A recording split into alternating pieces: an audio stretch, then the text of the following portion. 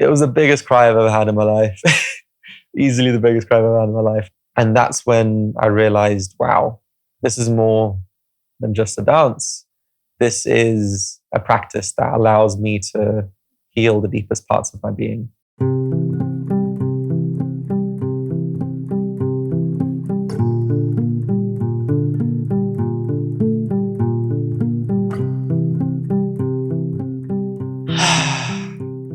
My name's Dimitro, and today I'm going to talk about my journey with dance as a medium of self-expression, as connection, and ultimately a beautiful healing journey for me too. My journey with dance begins way back when I was about 10 years old. Mum told me and my brother that our posture isn't very good and we needed to go to dance classes in order to sit more straight and be more upright. And so she sent us off to Latin American and ballroom dance. And that's when I got my first taste of what moving my body in this art form would be like. It was a very structured, organized, partnered dance.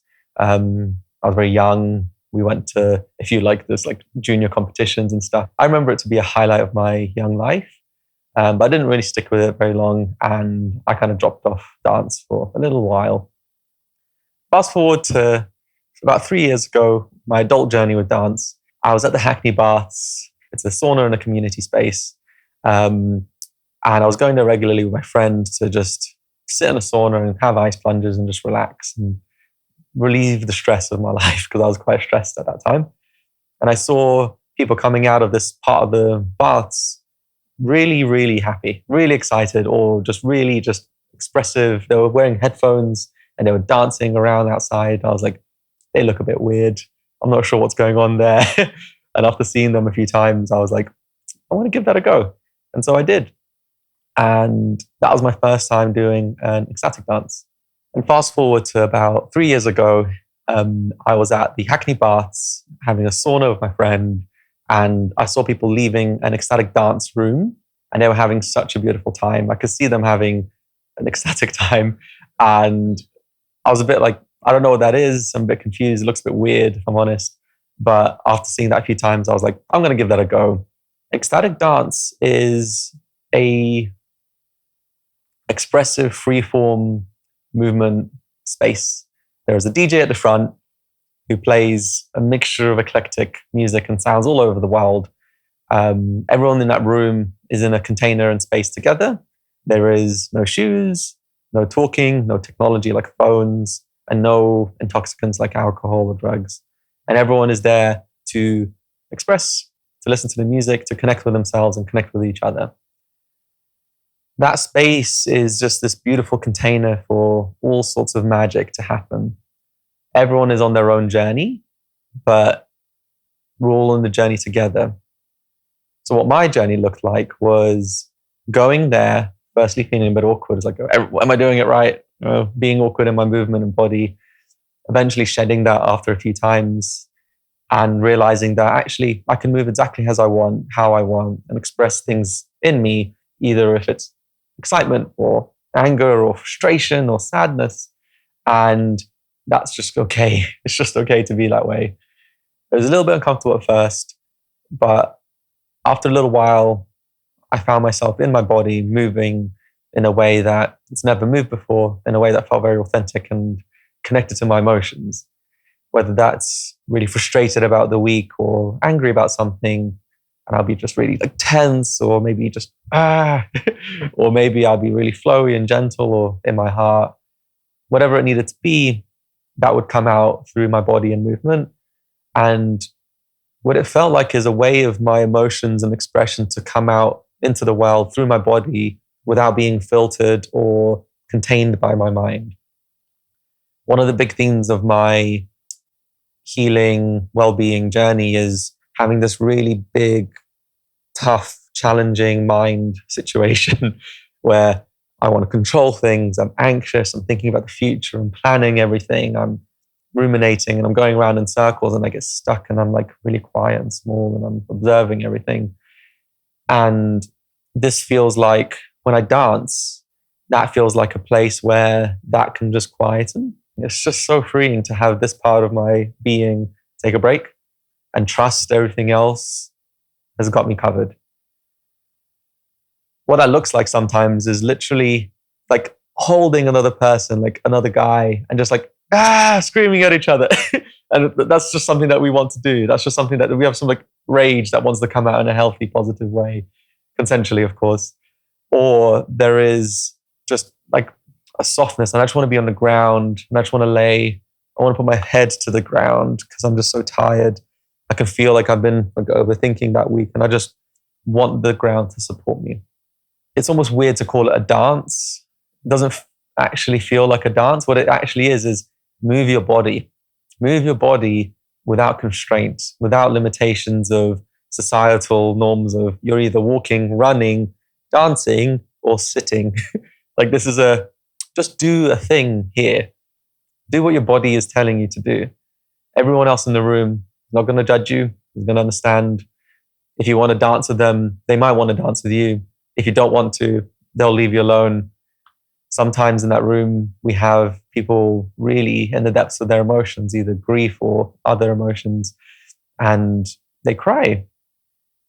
Sometimes we're joyful. Sometimes we're joyful together. It really is a space for everyone to really and truly be themselves, and for that to be welcomed and allowed. When you began to live a little bit more from your body and feeling, like you said, how your body went from being a vehicle for your mind to move around the world to actually being in your body. What changed? What was that like? Really good question. And I think that question is even bigger than expressive ecstatic dance. My journey to be in more parts of my body, dance is a part of that, but there have been so many other modalities and meditation and self-reflection that have helped me to come out of the mind. A lot of these practices, especially like talking therapy, bring you straight up into your mind. You're having to like think and analyze and intellectualize your context and situation. Oh, your context when you were a child, or that means this. You're going to put a label on it, blah, blah, blah. And that's really helpful, especially if you're a very mindy person, and a lot of us are. But it doesn't allow, I don't think, for the completion of that journey, for an embodied change within your being. Putting things up in here actually can create more of this loop of being in your mind, of being anxious, of being stuck. What ecstatic dance and expressive dance and being in my body has allowed me to do is to take some of the pressure out and understand how I feel and what's going on here more than I do here. I journal a lot. I think a lot. I spend a lot of time like in my own energy and space, in my own mind.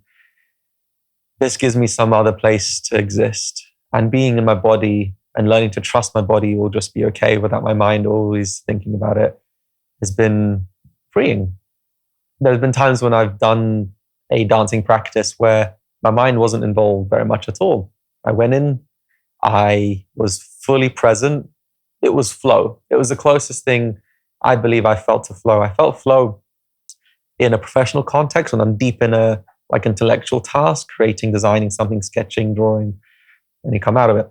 This is the same flow can be accessed, and I have accessed in the dance space, where my mind quietens and my body takes over, and it feels things, it expresses, it moves, it connects, it disconnects, it falls to the ground. There are things that it wants to feel, and I allow it to, and then I come out of it, and I wouldn't know exactly what's happened, why it's happened. I haven't got the narrative specifically, but I know that something feels better at the end. I feel lighter, I feel more calm. Something has moved through me that needed to be moved. And maybe whilst I was going through my day or through my week, I was a bit disconnected in my mind throughout. Now I can feel it. Now I understand it, but I don't know it in my mind, but I know it in my body, and it can pass through. Dance is freaking important. It helps me to feel free. It's a beautiful, like completely left field, a complement to my day-to-day life. My day-to-day life is filled with exercise like running and swimming, looking after my body in a fairly regular way. I'm also a co-founder and CTO of a business I've run for 8 years.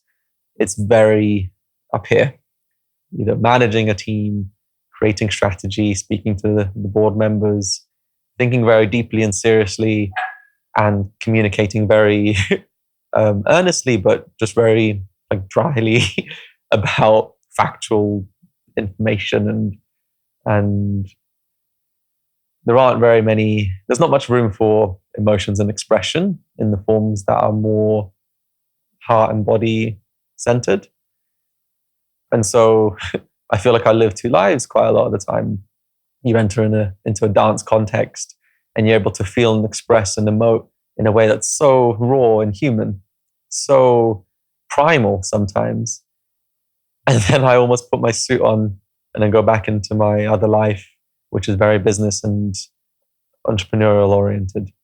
I kind of like that separation because it allows me to go deeper into both places.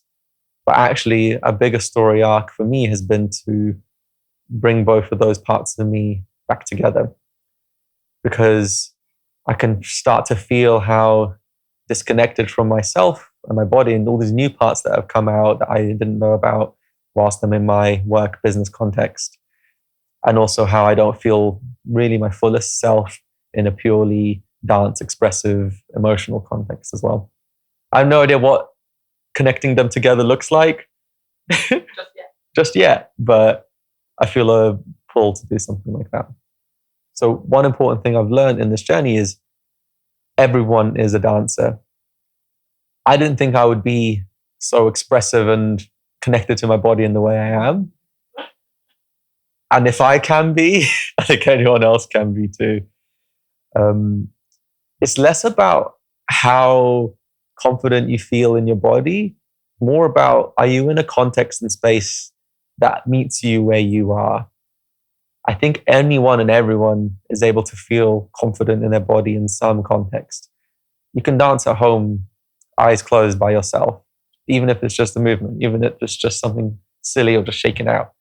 That is your safe context. And you can dance and deepen your practice there. Then you can build and you can build. You can find a room with your friends who just love you for who you are. You can dance with one other person. You can dance with no one.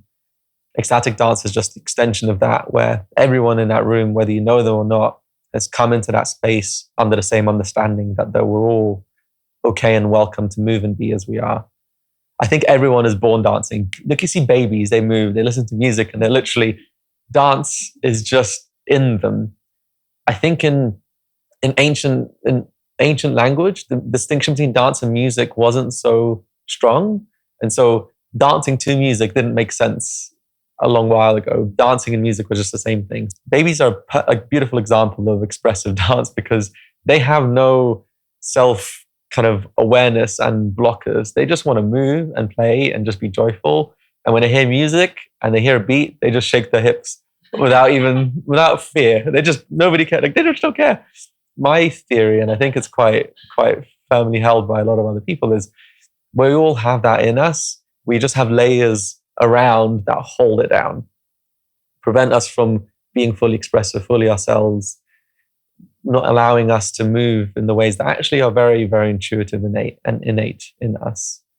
In these spaces, you're able to see and witness these layers and also just allow them to be pulled away, whether it's shame or fear or I don't move in the way everyone else does. Am I fitting in? Do I belong here?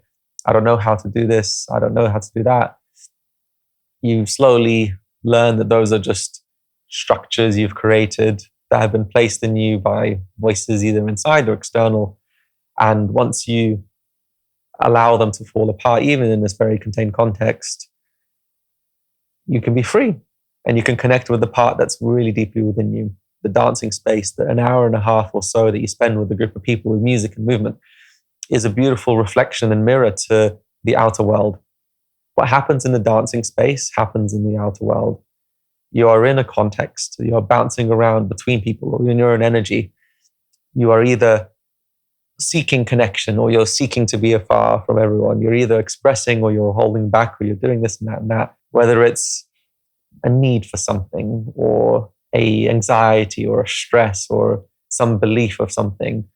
It allows me to just surface those things and actually show up so much better for other parts of my life and work too. One thing that really comes through strongly is just how much in my mind I am. A common symbol or posture I adopt completely without thinking in my dance is this. This. I dance with my head, and I can feel it and I move it. So for anyone listening, it's me holding my palm up to my forehead and just holding my head as if it's the heaviest thing I own. It's the heaviest thing in my life. And it's just like just doing my best to just support it and using my hand as a form of anchor. And that I understand now to be a symbol of I am in my head. I also sometimes dance with my hand on my heart or my belly. Belly is anxiety for me. Heart is I'm feeling confident and loving. And one very common way I dance is right hand on my head and left hand on my heart. And for me, that symbolizes move some of that energy of thinking and like over and like analyzing and anxiety down into this heart space, which is just trusting and loving and a lot more calm and knowing.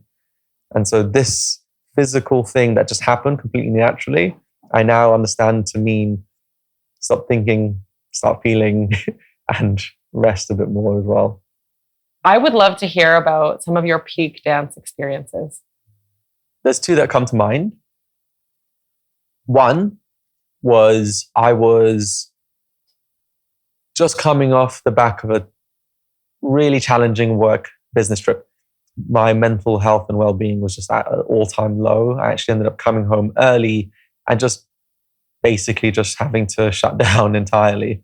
On a whim, I saw that the Ecstatic dance group I usually attend in the baths on the weekends were doing a 3-day retreat, completely phoneless, technologyless in nature with healthy local food and just a daily dance every day and all sorts of other practices like yoga and like relaxation. So I sent myself there last minute with the last ticket that I had. Through these days of dancing with the same group of 20 people, I was able to really, really deepen and connect with so many parts of me I've never met before. We were opening each day with gendered sharing circles of I had 6 or so men with me. There were women sharing as well. And you would just open up with sharing exactly what's going on for you. And there were topics that came up that really made me realize that I wasn't alone. I wasn't by myself. The struggles that I go through, other men and other people go through too. And as the days went on, the dances went on as well, I was also seeing other men be really, really rooted in their emotions and expressive and able to access depths and grief and cry and be supported and loved. And that allowed me to finally reach the layers within me that really just wanted to just let go and cry. And so by the last day, after seeing all of this and being really like holding on, but not quite, I just finally let go. And it was the biggest cry I've ever had in my life. Easily the biggest cry I've ever had in my life. I was completely bawling.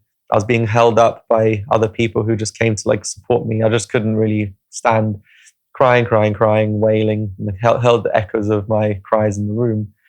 And I just felt completely safe, completely held, and just completely allowed to feel the emotions that have been suppressed for more than just that last week, but months and years. And it took a lot. It took a rock bottom and a lot of supportive structures and community and practices to allow me to feel safe enough to feel those things. And that's when I realized, wow, this is more than just a dance. This is a practice that allows me to heal the deepest parts of my being. One other peak experience was the 10-day Amenti inner work course, where for the first time, I was able to integrate all parts of my well-being practices and understanding into one shared knowledge, whether it's the Western psychology and my therapy or more esoteric traditions like shamanism and Eastern understanding of health and well-being, to physical movement and somatic practices like shaking, moving, dancing, hip hop, R&B, house, and all of that came together to help me understand, when I move in this way, what is my body trying to say? When I dance, when I feel, why am I doing this? What is going on in all of these practices, and how is it actually informing who I am and what I'm doing? The way I've had it described is, at ecstatic dance, I was learning just words and sounds, and I was peeping them out, and it was kind of making sense, but not really. I don't even know what's going on. But in the Amenti Inner Work course, I was able to understand the grammar and the structure of what my body was saying through its movement. Whether it's a fiery intensity, or a very flowy water, or something really light and airy. All of these phrases and movements have a resonance and way of communicating that can be translated into a mental understanding. And so I was able to, through these 10 days with a mentee, go through all the different layers of dance and different energy centers or chakras, and actually understand through an embodied movement and dance what all these things actually mean in my life. Where am I really strong in? Where am I completely disconnected from? What is way too intense? What is really low? I'm really in my mind sometimes. I'm not always connected sometimes. How does that show up in my dance? What kind of physical movement and dancing and practices help me shift from one state to another and actually complete the loop of movement, understanding, thinking, feeling, and just holistically understand myself through my own body. These peak experiences and the practices as a whole has allowed me to spend more time in my body. I can feel when I'm overexerted, when I'm up here in my mind, when I'm disconnected from parts of me that I find too difficult to feel at times. I spend more time in my body, and so I can spend more time and more parts of my life just either resting when I need to rest, prioritizing the right activities or practices, having more balance in my life as well. I'm not swinging so wildly between states. And I just feel so much more expressive. I think I was quite muted and grey, I would say. Early in my journey, things didn't really feel very strongly. There was walls and layers between me and sensation and feeling, and the happiest I've ever been or the saddest I've ever been. It was all just really contained in this kind of grey scale existence. And now I just feel a lot more like, wow, I'm more in touch with the reality of the world, of the biggest emotions I could feel. And that's not always a positive thing, necessarily. It's not always a happy thing. But I would choose this over how I was in the past.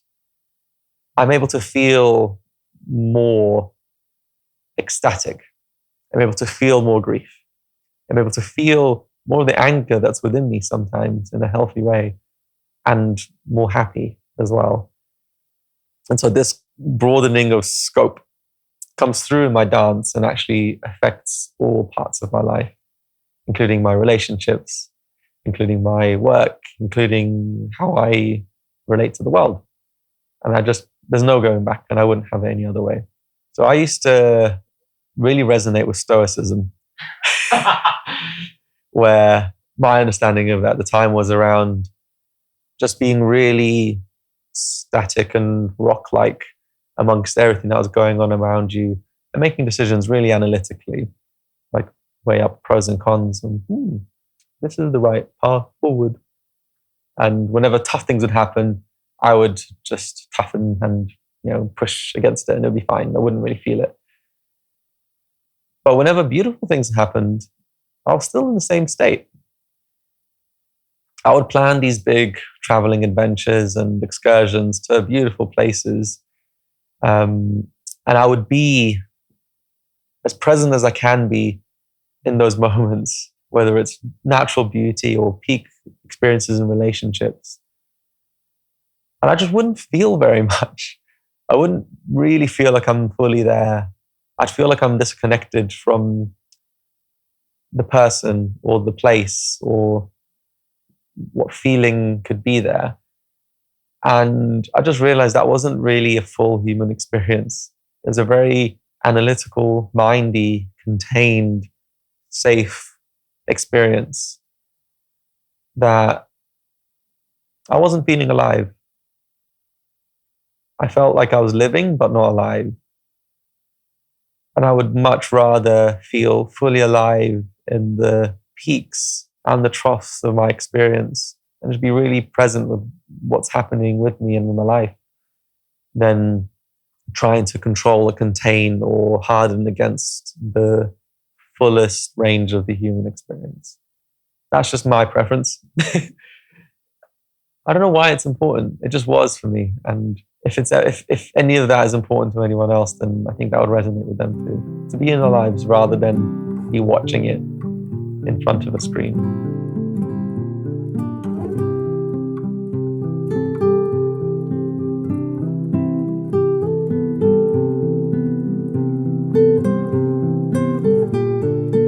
Thank you for listening. I'm new to this thing. I want to speak more about my experiences and understanding of the world. I'm hoping that some parts of it resonate. I'm hoping I'm able to speak to an earlier version of me and show that version of me where my life can take me. And in doing so, help someone else too.